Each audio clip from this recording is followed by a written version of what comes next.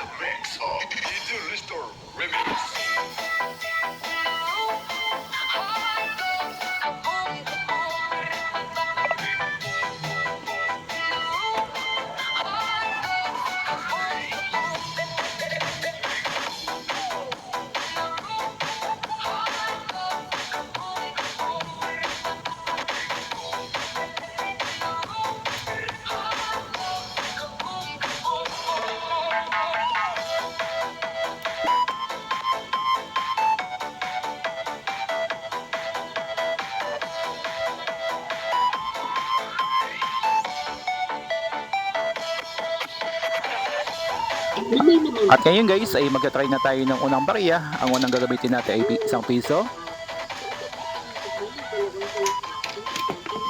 Ayan guys, binasa ang ating isang piso. At ngayon guys ay magta-try tayo ng pangalawang barya. Ay ang ating gagamitin ay 5 piso.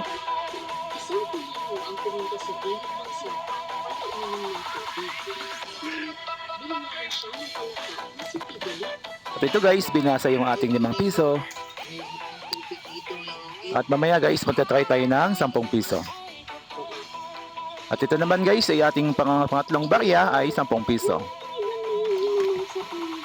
At the same time guys, binasa pa rin yung ating 10 piso.